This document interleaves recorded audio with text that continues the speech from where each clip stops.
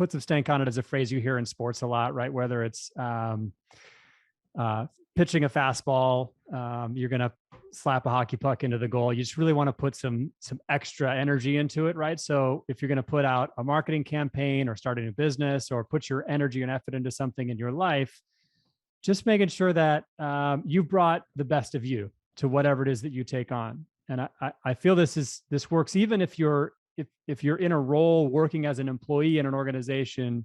If you think about every project that you take on within the context of your role as something that you're doing to build your own portfolio, you're going to put something more into it, right? You're going to bring the stank on top of the project. And I think these are all aspects that lend to that sort of moniker of being scrappy in your life. You're listening to the Rich State of Mind Show, the podcast made to make you the total package in the entrepreneurial world and give you what we call a rich state of mind. If you are here looking to learn about real estate investing, marketing, elevating your business, and developing your mindset to get to the next level, then you are at the right place. Stay tuned and be sure to join our community on richstateofmind.com. Now here's your host, Anthony Ritchie.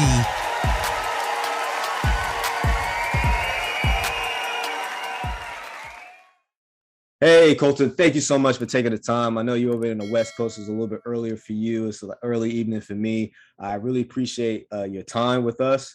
Like we talked a little bit offline, I think this will be a very easy conversation to have that's going to go very smooth, talking about marketing, talking about branding, business, and some things that people need to know, and from a different take we haven't talked about before. So please, if you could tell us a little bit about yourself. Right on, Anthony. I appreciate you having me here. So I kind of cut my teeth in marketing over the last 20 years. I've been a marketing executive. And for the most part, it's really all been with small organizations. Well, it started with small organizations and I've been helping them to grow. Last one I started with was in a mid-stage startup when I took over as chief marketing officer, and then we grew them up to a unicorn company, meaning privately held, worth over $1 billion. And because I've always started out in small organizations, I've joined groups that had 12 people, 20 people, and you have to be scrappy. Well, there you go. So the application of strategy and really leveraging creativity is what that's meant in my career, so that you can still compete in a market where you've got long-standing incumbents with deep pockets. It takes less money if you bring more strategy and more creativity. I like the fact that you said that. I was just talking about that concept to my sister as far as with real estate investing. When you get creative, when you have a strategy, you will pay less cents to the dollar. Because you're usually coming at it in a unique way that maybe may be very unique and foreign to a lot of other people, but it's probably just as efficient, but cheaper. And that's awesome when you can find it. I think that is like one of the key characteristics in real entrepreneurship, real business, when you can figure that out. So that's cool. Yeah, right on. I appreciate you saying that. It is true that being scrappy can be advantageous in many areas of life and business. Yes. And so you say, why do you consider being scrappy necessary in other aspects of business versus being a bad thing? Yeah, well, scrappy can be interpreted as a bad thing, but it's kind of tongue in cheek, right? The way I see scrappy is there's a lot of ingenuity to it, and then my tagline is put some stank on it, right? And you think about put some stank on it as a phrase you hear in sports a lot, right? Whether it's pitching a fastball, you're going to slap a hockey puck into the goal. You just really want to put some extra energy into it, right? So if you're going to put out a marketing campaign or start a new business or put your energy and effort into something in your life, just making sure that you brought the best of you to whatever it is that you take on. And I feel this works even if you're in a role working as an employee in an organization. If you think about every project that you take on within the context of your role as something that you're doing to build your own portfolio, you're going to put something more into it, right? You're going to bring the stank on top of the project. And I think these are all aspects that lend to that sort of moniker of being scrappy in your life. And so do you feel like being scrappy is what gives somebody that competitive edge to stand out in a world where they're doing something that somebody else may be doing? I think being scrappy is part of it. If you really look at, on my website, I list out the scrappy principles, but one of them is being 100% authentic about who you are, rather than trying to be something that everybody likes. I have found time and time again that if you're just being genuine, real, authentic about your personality, what you think, what you believe, who you are, there will be people who don't jive with that, but the people who do, and this is what we were talking about earlier, are more likely to become your fans. And I always encourage businesses and individuals who are trying to establish a brand to aim for having fans rather than just customers, because fans are out there. They want you to win. Customers will buy what you have, sure, but they're not out there to be your advocate, your evangelists, spreading the word about you, telling people that they should also be buying from you. That's what a fan will do. And so with gaining a fan, what type of unique relationship or strategy do you need to build in order to get that fan, vice customer? I think it's about bringing your story into what you do so that people can see it, become aware of who's behind what they're buying, whether it's a product or a service, that they can find something to connect with on a personal level. This is really essential. I think a lot of people are still working on the traditional model of they put their product or service out front. If somebody wants it, then right on. But these days, there's so many channels to get anything, whether it's something that I want to buy or even someone that I want to work for. I can buy that product or find that job through dozens or hundreds of companies, depending on the industry or space. So now the consumer choice and the employee choice is enormous. I mean, it's really just, I can online in 5 seconds, I can find an alternative to you. So if you haven't given me story or something that makes me feel connected with you, then I'm going to make that choice today, tomorrow. And, it's just going to be some change that I'll make on a whim. But if I do feel connected with you, then it becomes much harder to switch me to a different brand, a different provider, or even a different employer. And that's why I suggest put yourself out front, make yourself part of your brand, your purpose, your vision, your history, your heritage, your culture, whatever it is that you really feel like represents you. Let's see it. Let's put it out there. And nowadays, for the most part, like you and I, we've never actually physically met in real life. We met through online. And so now that's most of the transactions and interactions that's happening.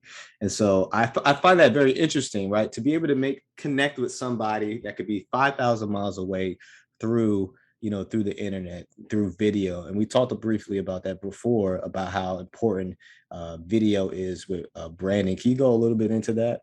Oh, video is so powerful these days. It's really, I've said this many times. If you're in business, regardless of what business you're in the video business. And I feel that way because it's all about how effective marketing has become when it has video in it, right? So you're going to get so much more retention for the people who are consuming material that you put out there in video. You're going to show up in more of the organic searches because your website or your LinkedIn page has video on it. You're going to get better conversion out of the people who are consuming content that has video as a part of it. Better loyalty for the products and services. You're going to get better sharing, better traffic, more likes, more views, more comments, more shares. I mean, all of these things happen when you're employing video in your marketing channels. And so the cool stat I saw on your website was that viewers retain 95% of a message when they watch it on a video compared to 10% when they read it in text. And I agree. That's happened to me multiple times. I like to read, but I will say that sometimes I will rather watch a video and retain it. What is about that? What is it about that where if I see a video, I'm more likely to retain that information? I think that's very interesting. Yeah. So when we read, right, left to right, black and white, what happens is we're engaging a very narrow slice of our brain. When we are consuming video content, because there's motion, there's color, there's visual and spatial connection, relationship between things that are presented in that format, we're engaging much more of the receptive and processing capabilities of the brain. And because we're lighting up more of the brain, our ability to retain that information, make connections with that information, and apply that information expands exponentially. So every additional area of your brain that you engage as you consume content, that increases all of those capacities. This is another reason why I really encourage people to use mind mapping as a note-taking technique instead of just, writing left to right, black and white. Mind mapping, meaning you're basically filling up a page, almost like doodling, as you're sitting in a meeting or listening to a lecture or taking a video or learning some material, reading a book. Rather than note-taking, mind mapping, meaning you write like the central concept and you start to draw physical lines on that page, maybe even using different colors and circling different things, adding symbols, shapes, abbreviations. You can look up mind mapping. There's lots of videos on this. Nice. But it's such a more powerful way to take notes for the same reason that video is a more powerful way to convey information. It engages more of your mind. Now, so that's the first time I've heard of that. As far as mind mapping, that strategy, it's got me wanting to try that out because I find myself naturally, I doodle all over a piece of paper in no way, in no structure and organization at all. I'm just, all right, note here, note there, note down there. All right. So I'll even try that myself. I totally encourage it. I mean, I have literally been the guy in the $1 billion boardrooms when I'm sitting there with my large white sheet of paper and these colored pens. It looks like the kid who brought his crayons to the, to his dad's meeting, but people see the results of that technique and they become believers. No, that's awesome. Thank you for sharing that, Colton. So with the way things are changing, right? Yeah. You talk about how B2B marketing strategies and tactics, how to prepare for the 2020s. What is that? What are we going into the 2020s and how to prepare for that? Well, you've already covered video. I can't overemphasize that enough. I think video is absolutely critical. I also think purpose is very important. Sharing the purpose behind what you do. The purpose is attracting people in very powerful ways. And I think one of the reasons for this is because, as we were talking about earlier, the opportunities that are available to individuals, whether it's companies to buy from, companies to work for, just what they're going to do, the opportunities are enormous. I have access to, as an individual, we all do have access to production capabilities, intelligence, talent, markets, money at an unprecedented level. I mean, we have levels of access that were only available to billion-dollar companies 20 years ago, and now individuals have it. So whether you're a company selling me a product or trying to offer me a job, I can get that in a million places now, or I can start it on my own. If I have just this much passion about doing something, I have so much access to tools and capabilities that I can start my own thing tomorrow. This is why purpose is becoming so important. And it's tied very closely to that element that we were talking about a minute ago, which is personality. Why are you doing what you're doing? Because if I can resonate with why you're doing what you're doing, then I'm much more likely to say, okay, I'll take my job here, or I'll buy my product there, versus some other place. Purpose, I believe this very strongly, is going to be a lot like whether it was electrification or line manufacturing or digitization, Web 1.0, Web 2.0, social media. These changes were sea changes, like major shifts of winners and losers in the marketplaces based on these new technologies coming in. I think purpose is just like, say, Web 1.0 was when it first came out for the 2020s. Yeah. You said Web 1.0. It just reminded me of when we were talking about just how throughout the years, the internet is changing as far as the interaction process. Yeah. Web 1, 2, and now we're going into 3 with the metaverse and how that's going to change the interaction with businesses, because obviously business is going to take advantage of that. There's already people, I think Nike has a patent already on the virtual sneakers. So yes, that's without geeking out, that is definitely the future. You talked about purpose. So I'll say one more geek reference. The first thing you made me think about when you talked about purpose was, I don't know if you're a Matrix fan. Sure. Where Agent Smith was talking to Neo about purpose, right? And if you take that away from me, then I feel like I have nothing. Yeah. And then that's when Agent Smith got very scrappy AF, right? But there was a book, I was reading about leading millennials, and it talked about the fact that it is more important to people now to feel like they are part of the bigger picture. to feel like they have a purpose in the fight, in something, whatever the trajectory of that brand, that business is going. And that's what makes people feel good about maybe spending money or spending their time in whatever mission they're doing. And I think that's for the better. I think that's a good culture shift. I think you're right. I think you're totally right. So if I may say just a couple more things about purpose. Yeah, for sure. A really good example of getting purpose wrong, and then I could tell you about getting purpose right. So if you think about Blockbuster, a business that seemed to be convinced that they were in the DVD rental business, and in particular because toward the end of their kind of reign, if you will, they had a significant portion of their revenues derived from late charges. Okay, I can believe that. That points in a direction. But here's where the difference comes in. If, as Blockbuster, they had recognized that they were in the entertainment at home business rather than the DVD rental business, they would have been much less susceptible to disruption from Reed Hastings and Netflix, right? So if as a dominant business, you recognize what purpose you're fulfilling, right, for your customers, then it's much more likely that Blockbuster would have had the innovation of Netflix, because it isn't about how do I get more DVDs onto these shelves. It's about how do I get more entertainment into the home. And if you think about a company like, let's say, Toro, right? This is a group that manufactures lawn care equipment, right? Like yard maintenance equipment. If they think of themselves as the yard maintenance equipment company, pretty disruptible. It's in the same perspective as Blockbuster thinking they're in the DVD rental business. If instead they take the position of their purpose being beautiful landscape around your home business, then they're in a much stronger position. They are communicating purpose, because again, the only reason I quote unquote need a lawnmower is because I have a lawn and I want it to be beautiful. The only reason I need any of the equipment these guys sell, and this is where you get into that age-old adage of when somebody comes into the hardware store asking for a drill bit, they don't need a drill bit. They need a hole in the wall for something that they're trying to install, right? But even that is to serve a purpose of hanging a shelf to create more space and comfort and beauty in their home, right? You got to keep walking the path until you get to the human needs that you're fulfilling. And then you can start to build your purpose. Then you can start to communicate your purpose and then operationalize your purpose. And I guess that's why stores like Home Depot or Lowe's is perfect, because that's the first thing that came to my mind. All right, home and garden, tools, appliances. That's kind of the one, the main thing is I have a home care, right.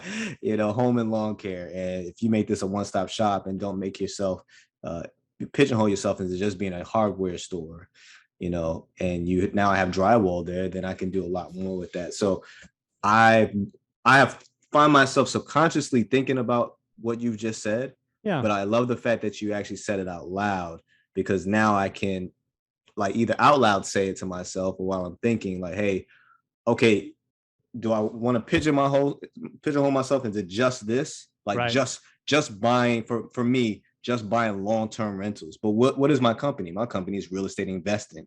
That can come in many different shapes and sizes in order to still sustain dominance or, prosperity. Yeah. So yes, I'm glad. Okay, awesome. I'm glad you brought that up. That broadens, I think, people's perspective on this. Definitely different ways to skin a cat. And you're still in. So two things. You're still in whatever niche that you want to be in. And then also you do not hinder yourself from growth and then being phased out at a certain point. That's right. Yeah. And people who are interested in investing in real estate opportunities have various reasons why they're interested in doing that. If the way that you're communicating is at that higher level, right? So if you're speaking to what they are aiming to accomplish by making that purchase, by making that investment, now you're in the space of communicating around purpose, which again will be much more meaningful in the 2020s. Awesome. And so we've talked about, marketing. We've talked about trying to creating fans, advice customers, right? Reaching out in an effective way. But obviously that stuff costs money. So how are people able to determine what their return on their investment will be with their marketing campaign? Wow. I mean, so many different ways to measure the effectiveness of your campaign. There's in a B2B space, generally what I aim for is effective marketing is marketing that starts conversations. Okay. And you can, for me, the first thing is whenever I take on a new client, I'm always asking, what are the revenue goals for the next year? And what's your conversion rate looks like when you convert a lead to an opportunity, and then the conversion rate from an opportunity to a closed business.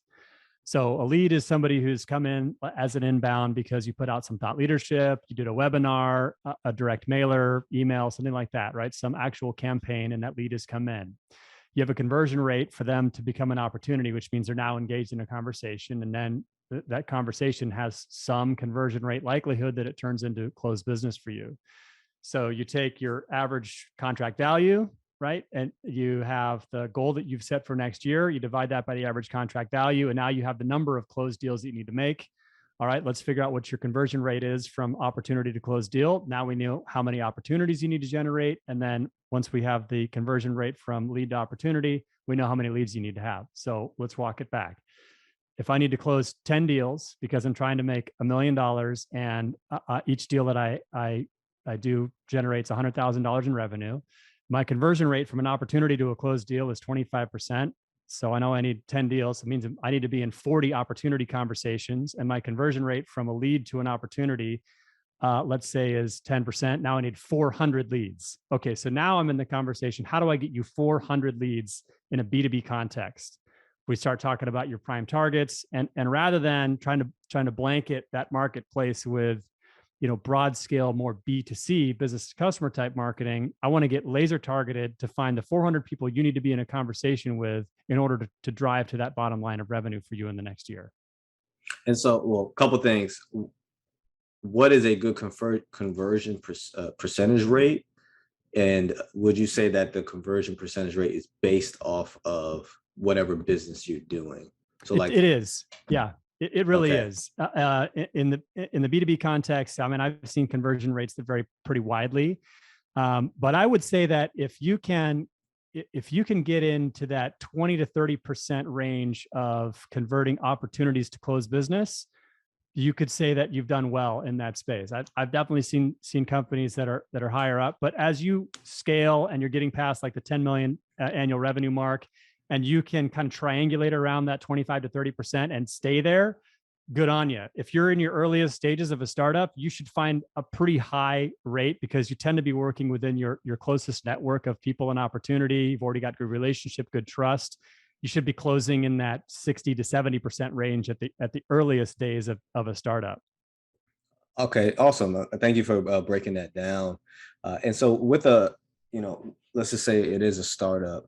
Yeah. At what point, so let's say somebody's starting by themselves, at what point should they start looking into outsourcing, a marketing team? Are there some things that they need to learn on their own before they say, all right, now it's time to outsource?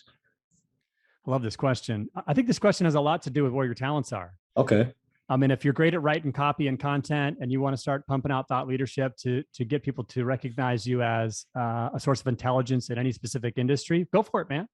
I mean, that's a great way to attract business. You're very creative. You're gonna come up with some great dimensional mailers and start sending out like physical packages that get attention for your brand. Hey, do it. You don't need to engage somebody if you've got that talent. You're great at making videos. Start making videos. But for anything that you may not feel like you have a strength at doing, there's somebody out there who's down to take your money to do it for you. Yeah. And I would say once you set your goals and you know how many leads you need, there's so many different ways to generate those leads. I've worked with companies like Grow Now Digital or Straight In. These are groups that do great LinkedIn lead generation. They will produce lead conversations for you and just funnel people your way to that you can attempt to convert into closed business. And they do a great job, right? So, I mean, you want to pay someone to do that kind of outreach for you on LinkedIn, you should expect to spend between $1,000 and $1,500 a month to get that done. Easy to do. You can do the same kind of thing on Facebook, right? You can have people who handle your PR, your whole PR function for you for anywhere from $5,000 to $15,000 a month, right? And it's a question of where is the best use of your time and talent to drive your business, and then take anything else, pay somebody who's good to do it. What are some things, somebody should be looking out for as far as to say, all right, that's a company I should probably work with as far as marketing? I think the best way to answer that question is in any area where you're looking to, let's say you need someone to help you produce video commercials, right? Video Okay. content commercials. Just talk to 3 studios, talk to 3 production houses and compare them. You do need to do some of your own legwork to get a read on, what's going to be the best one for you. But I take referral calls all the time, right? Like, can you give me somebody who I can talk to about what you guys have done? Can you show me some sample content? I mean, do the legwork. I think that it always pays off if you do the upfront legwork to research the companies that can support you in any aspect of marketing. And thank you for breaking that down, because I think a lot of people, and I had to get over this hump myself, where I want to do it myself. I want to build my website. I want to market, because I know I'm gonna do a good job, or at least the best of my ability. And then versus paying somebody that may not have the passion, may not take it as serious. But one thing that I have realized in this space is that you do get what you pay for most of the time. I've noticed. Yeah. Most of the time. And so when you're paying that $1,000, $1,500, I've seen that the product is pretty damn good. Mm-hmm. And you will be probably pleased with the return on your investment. Yes. With that. But the only reason why I had asked, what do you may look for? Because sometimes it's not now at that point, it doesn't really matter about the money that I'm paying, but it more cares about what is the culture of that company? What is what is the integrity of the person that I'm talking to? That's what I start caring about. The higher my money goes. And I know it's kind of backwards to a lot of people, like, oh, I just care about, well, if I got to pay them 10 grand, then they got to be legit. And that's not the case. It's actually, what I've noticed has been the other way around. Like, what is that person like? Yeah, they may be very good at what they do, but are they professional? They have good customer service. That are they workable? Can I work with them? That is what I've realized really matters. And for me to not have buyer's remorse, to where they're like, yeah, okay, yeah, they gave me a great product, but I hated working with it. It was a stressful process. Yeah, I'll tell you another thing that's helped me. When I go to marketing conferences and events, there's lots of people who do the kind of work that I do, and they tend to be pretty open books, right? You sit down, like, so who do you use to generate more business for you? Right? What are the partners that you've engaged to help fill in the gaps of what you don't offer? Maybe you are great at doing websites, but you don't do videos. Maybe you are great at doing online campaigns, but there's some other gap that you have in terms of supporting people. So they work with partners. You sit down and talk to people who are in your exact role because you met them at a conference, or they were also attending a webinar. You spotted them on LinkedIn, and just reach out. Hey, who are you using for this and that? And how's it working for you? Are you pleased? I find that the more I do that, the more everybody's just down to share what they know. Yeah. No, yeah, you're right. And that's another thing that I've loved about this since I've started the podcast. There's been so many people that have been willing to just share the information. Obviously, some people have information in their books or their webinars or courses, but generally, everybody's been pretty helpful. I've even had people after we've gotten off the podcast just give up their personal time just to talk to me some more, and share information. I'm like, wow, like, you don't understand. Like, what you're giving me is a golden nugget. It's probably worth $5,000 course, to be honest with you. But you've been so nice. And I make a joke with one of my peer partners, Mike Cavagioni. There's this guy that he was into podcasting as well, and he had asked him, like, hey bro, how did you figure out such and such? And the guy didn't want to tell him. And it was such a weird interaction, because, like, everybody shares. What are you doing? Like, and somebody had told me, like, hey, that person won't blossom as far as they possibly can, because they're going to have that mindset of not sharing, when really I've realized that the more you share, the more everybody grows and together. Totally agree. So that's the mindset you got to have. Not, oh wait, I know this information, let me keep it to myself. I'm in total agreement with you, and I've seen this time and time again. So many of the clients that I support, they've got great quote unquote secret sauce stuff, right? These are their strategies, their tactics, their best practices, executables, and I tell them, oh, you put this all online. Turn this into white papers. Turn this into webinars. Turn this into short tactic pieces, best practice pieces. Go publish it all. And they're like, what? Wow, this is how I've made my business happen. I'm like, exactly. Mm-hmm. It's about getting recognition for your expertise that will lead to the business that you want to have. It's when Yeah. people get to see it. And nowadays, the radar that people have for, I'm looking for genuine expertise, is very highly tuned. And we're a little jaded from marketing messages. I mean, everybody's marketing that they got the best everything. These days, it's a prove it culture space. And your competitors, I don't care what business you're in, somebody in your space, somebody in your competitive space is showcasing on a regular basis, monthly, weekly, daily, even, how much expertise their organization possesses by publishing that expertise. If they're not ahead of you yet, they're about to leapfrog past you, right? And if you're not paying attention to what it takes to establish expertise, provenance, whatever you want to call it, in this era, you're going to get left behind.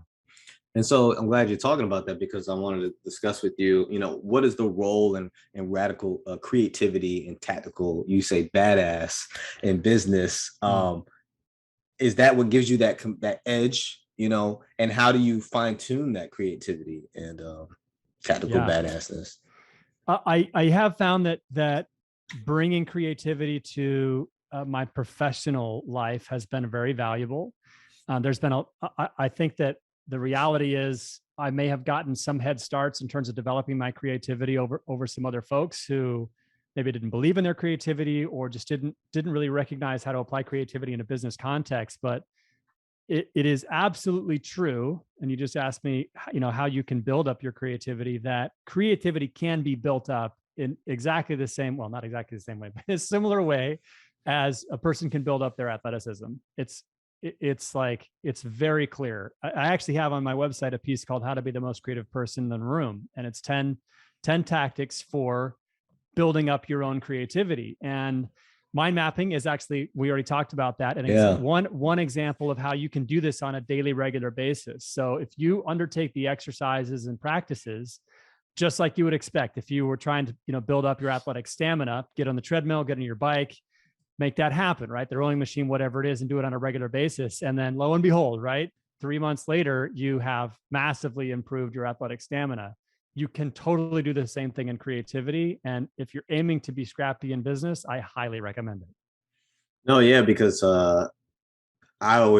my thought is like, I may run out of ideas one day, but I do make progress when I sit down and write down a bunch of things and then come back later. And I'm like, oh, wow, I thought about that.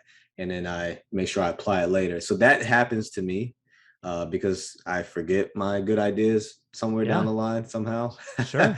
But that has definitely helped me out as far as at least spark some creativity. And then maybe later on, I can compound on what some of those thoughts were. I'm actually, I was about to give myself a pat on the back, but it's not about me. I was really just thinking about, as far as what you mentioned, how it kind of applies to some of the personal things I've been through and how I kind of want to I'm probably going to write a blog about it actually for what this concept that you just talked about. So that's kind of what my brain is churning about right now, actually.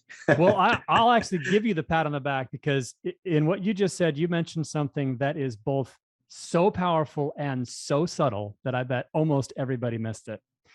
And what I'll do is I'll spell it out in the way that I heard it. And what you had said was when you're working to develop ideas, you kind of immerse yourself in the material, I'm paraphrasing you, and then you take a break, right? You kind of step away from it and the ideas just kind of come, right? When you have that concern about, I don't know if I'm going to keep coming up with ideas, and you step away and the ideas just continue to come to you because you have taken that step away. And that is exactly how the process for developing ideas work. Gather material, right? Look at whatever it is you're dealing with. If you're trying to make a campaign for a business, absorb everything you can about that business, their marketplace, their competitors, their history, whatever, and just learn, right? And then take time to make connections about things. So you gather, then you sort of quote unquote chew, and then you stop. It's so subtle, but it is massively powerful. If you give your subconscious, like non-active part of your brain time to make connections, it will produce ideas for you. You just have to trust that it's going to happen.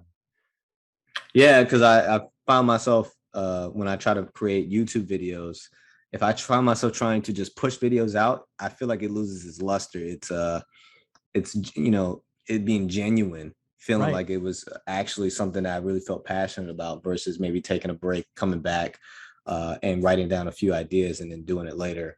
So I think people could feel that connection.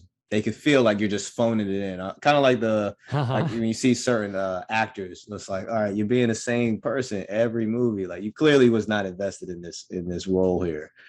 So I think people can also notice that too, especially now that everything's video. Well, the drive as far as advertising is definitely towards video, and like we said, the way people are retaining information. Yeah. And so, what is the next step for Scrappy AF? What are your future plans with your company? So right now, what I'm doing is I'm moving more towards directly coaching businesses. My aim is to be able to go into an organization and within 2 or 3 days, get their marketing program leveled up to basically exceed the benchmark of their industry, so that they can capture market share from industry incumbents and expand into new market areas. So that means it show them how I have used creativity and the tactics that I've employed over the last 20 years to support the businesses that I've supported. Give them all my tools, give them all my templates, train them up on the key practices, point them to the right vendors that I would recommend for them, so that, in just a few days' time, they can massively level up their marketing performance. I never want to be some permanently installed virtual chief marketing officer for a business. What I would much rather see is that they are succeeding on their own. They're owning their own success. They have become on their own a much more capable team. That to me that's really fulfilling for me as a consultant and a marketing coach. And would you consider that your big why, or as we like to say, your rich state of mind? It would be exactly that. Yes. And I can see how I have somebody similar. And her name was Melissa. She was a CFO, and she'll come in and be a partial CFO for a company. Yep. And she said the biggest fulfillment she got out of it is when they were able to kind of go off on their own out of the nest and be their company without her in order. And they learned a lot from her. So I've noticed that there is a space for that. And it seems like there's a bit of freedom in it too. You work with who you want to work with. Yeah, that's the idea. And what it also does is as I continue to get exposure to different businesses and different industries, I'm learning across, a huge spectrum of spaces, best practices and tactics that I can bring into every other space that I interact with. So the breadth of my exposure helps to benefit anyone that I support. Awesome. And what are some ways that people can reach out to you or find you? What are your websites, social media tags, stuff like that? Yeah. So scrappyafsolutions.com. And I'm also very active on LinkedIn, Colton Briner on LinkedIn. Easy way to find me. If you find any other Colton Briners on LinkedIn, you must inform me of that right away. That's probably the easiest. I welcome anyone to directly outreach. And if you do go to my website, scrappyafsolutions.com, I make it really easy to reach me. So some key takeaways. I had a lot stumbling for a second. 2020, start looking at the 2020s. Yeah. Start looking at where the marketing branding world is going. Pay attention to that. Don't get so stuck in what worked maybe 10, 15 years ago. Totally true. I was just talking about how, easily you could say, hey, I probably would only find it in the library 15, 20 years ago. Yeah. Now a lot of this stuff is on the internet or even the YouTube. As you have it here, a third of the internet looks at YouTube and consumes information or entertainment through YouTube. Yeah. And I would say YouTube is almost to the point where it's like Google, where pretty much anything you're looking for, you'll find it. Totally. So you're pretty close. Very few times I have not been able to find any content of something I was looking for. Yep. And so I think that's awesome when you literally have the information all in this phone here, right? Or your computer to gain knowledge on things to make you better. And like, I don't definitely discourage people from reading. I think reading has its own pros to it. Sure. Definitely increase my vocabulary that way. But the information is there. And now we just, as business people, marketers, branders, we have to figure out how to package that information to convert. Yeah. And obviously, and the cool thing is, man, it's not in a sleazy way. It's in a very trusting and integral way, so that we're not, taking advantage of people. Because I know people, when it comes to marketing, they'll say like, "Oh, it's manipulation." You're brainwashing people into doing these particular things. But I look at it as sometimes you're providing some. What does it say? This Influence. The psychology of persuasion. Yeah. I consider persuasion. You're just providing somebody with a resource that they did not know existed, or they didn't know they needed. Yeah. They're like, oh, you know what? I did need that. That was something that would help my business or would help me personally. And so thank you for breaking that down, Colt. It was an awesome pleasure having you. And Scrappy AF is a company. It's definitely unique. I've never heard of somebody being as bold and brazen with their title as you. Yeah, well, it's kind of it's an easy way for me to weed out people who I probably wouldn't want to work with anyway. Okay. And the idea is, as I said earlier, I think good marketing is all about starting conversations. And why shouldn't it start with the name of your company? People ask me all the time about the name of my company. So it's working. No, yeah, it is. And I love the color scheme that you have too. The how AF is different than Scrappy. So you definitely are applying everything that you said. And like I said, I'm big on when I go to somebody's website, when I go to see their content, just how they carry themselves, the things I look for as well, that a consumer would as well, that would make us attracted to you or any type of product. I like stuff like that when people are applying it, and it does work. Or like you say, pay attention to do not assume, pay attention to the data in the direction that it's taking you, and you'll see, all right, this color scheme, this attitude or maybe personality I'm displaying is working, and let's play on to that. I'm with you, man. But thanks, Colt, man. It's been a pleasure, man. And I can't wait for this episode to post, actually. It's been awesome. Right on. I appreciate this conversation, Anthony. Thank you for having me on.